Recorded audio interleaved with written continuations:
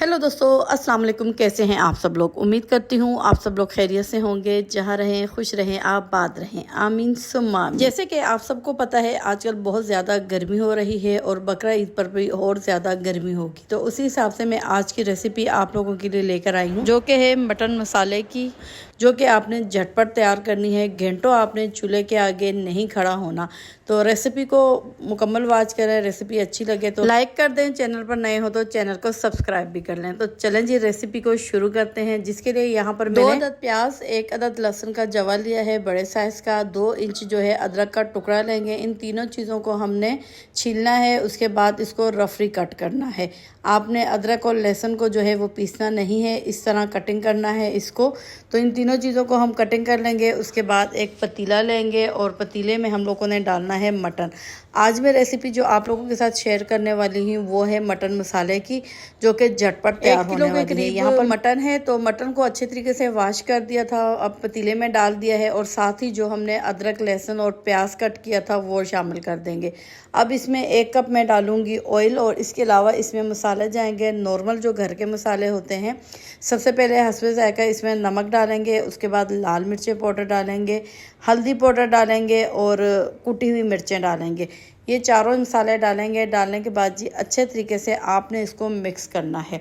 निहायत आसान रेसिपी आप लोगों के साथ शेयर करूंगी। अगर इस ईद पर आपने ये रेसिपी बना ली तो फिर इंशाल्लाह हर ईद पे आप इस रेसिपी को ट्राई करोगे। तो यहाँ पर देखें जी, मसाले डालने के बाद मैंने इसको मिक्स कर दिया है। मेन पॉइंट यहाँ पर आता है कि मसालों के बाद आपने आधे घंटे के लिए इसको रेस्ट देना है। अगर टाइम ज़्यादा है तो ज़्यादा दे दें, कम है तो आधा घंटा आपने लाजमी से रेस्ट देना है। आधे घंटे के बाद जो चीज़ें इसमें शामिल करेंगे वो है यहाँ पर कचरी पाउडर, जो कि पपीते का पाउडर होता है।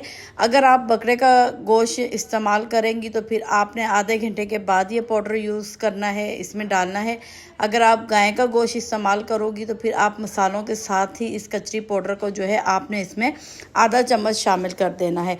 जिसकी वजह यह है ये गोश्त को गिलाता है और यहाँ पर मटन जो है वो बहुत जल्दी कुक हो जाता है। बकरे का गोश्त जल्दी कुक हो जाता है और गाय के गोश्त में जो है टाइम लगता है। तो यहाँ पर देखें कचरी पाउडर डालने के बाद मिक्स किया है। तो अब हम आ जाते हैं अगले पॉइंट पर, जो कि है आटा। यहाँ पर हमने आटा लेना है, उसको अच्छे तरीके से इस तरह लंबाई में बेलना है। तो अब ये देखें, अब बाकी के मसाले इसमें डालूंगी, जिसमें मैंने 1 गड्डी धनिया की डाली है, 1 अदद नींबू लिया है और 3 से 4 अदद हरी मिर्चें हैं, दरमियान में से कट करके डालनी है। और साथ ही शामिल कर देंगे आधा कप पानी। इससे ज़्यादा आपने पानी इसमें नहीं डालना, क्योंकि ये मटन मसाला जो है हमने दम पर कुक करना। अब आखिर में शामिल कर दूंगी एक बड़ी गड्डी जो लहसुन की होती है, उसे शामिल कर देंगे। मेन पॉइंट यही है, यही गड्डी जो है इस मसाला मटन को 4 चांद लगा देगी। तो अब जो आटा हमने तैयार किया था उसे पतीले के साइड पे लगा देंगे और उसको लगाने के बाद आपने पूरे पतीले के साइड पर जो है इस तरीके से आटे को लगा देना है। और अब इसके ऊपर रख दूंगी मैं ढक्कन। तो यहाँ पर जो ढक्कन मेरे पास मौजूद है उसमें उसकी लिड जो है ऊपर से हटी हुई है और उस ढक्कन में जो है सुराख मौजूद है। अगर बाई चांस आपके पास ऐसा ढक्कन नहीं है तो फिर आपने आटा लगाना है और लगाने के बाद जो है ज़रा सी जगह छोड़ देनी है जहाँ से थोड़ा बहुत हीट जो है वो बाहर आ सके। ठीक है जी, तो मैं नहीं छोड़ूंगी क्योंकि ढक्कन के ऊपर आपको सुराख दिखाई दे रहा है। तो इसे उठाकर हमने रख देना है चूल्हे के ऊपर। 5 मिनट तक हमने तेज़ आंच पर पकाएंगे, जब तक कि इसके अंदर हीट नहीं हो जाती। जैसे ही पतीले के अंदर हीट होगी तो सेटों में से अगर कुछ सुराख बच जाएगा जहाँ से हीट बाहर निकलेगी, तो उस पर इस तरीके से आपने आटा लगाना है। और आटा लगाने के बाद जो है फिर फ्लेम को जो है बिल्कुल लो कर देनी है, जैसे कि दम वाली फ्लेम होती है, चावलों को दम पर रखते हैं। इस तरह आपने पूरे 1 घंटे के लिए इसको दम पर पकाना है। 1 घंटे के बाद आपने इसके ऊपर से कवर को हटाना है, लेकिन ख़ुद को सेफ करते हुए, क्योंकि जैसे ही हम कवर हटाएंगे तो इसमें बहुत ज़्यादा हीट होगी, धुआं होगा। तो आपने अपने आप को जो है वो सेफ़ रखना है। आपको छोटी छोटी बातें मैं इसलिए बताती हूँ ताकि आप सेफ रह सकें। तो यहाँ पर देखें बहुत आसानी से जो है ये कवर हट जाएगा और हटने के बाद आपने मटन मसाले की लुक चेक करनी है। बहुत ही मज़ेदार बनकर तैयार होगा और जो इसकी खुशबू है वो पूरे घर में फैल गई है, जो हमने धनिया, अदरक और लहसुन डाला था। आपके सामने मैंने इसमें सिर्फ आधा कप पानी शामिल किया है, इसके अलावा कोई पानी शामिल नहीं किया।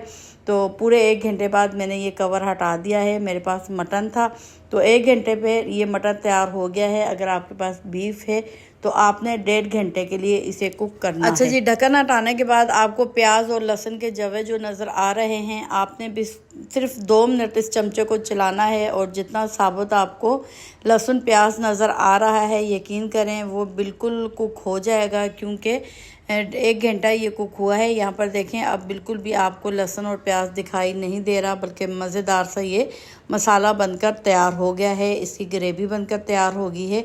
तो ये चेक करें जी, कितना मज़ेदार कलरफुल जो है मटन मसाला बनकर तैयार है। तो आपको कैसी लगी ये रेसिपी आपने कमेंट में लाजमी बताना है, और इस ईद पर आपने इस रेसिपी को लाजमी तैयार करना है। तो चलें जी, मैं आपको मटन मसाले की फ़ाइनल लुक दिखा देती हूँ डिश आउट करके, ताकि आप भी अच्छे से देख लें कि कितना मज़ेदार ये मटन मसाला बनकर तैयार हुआ है। ना घंटों हमें चूल्हे के पास खड़े होने की ज़रूरत पड़ी है और ना ही ज़्यादा मेहनत की ज़रूरत पड़ी है।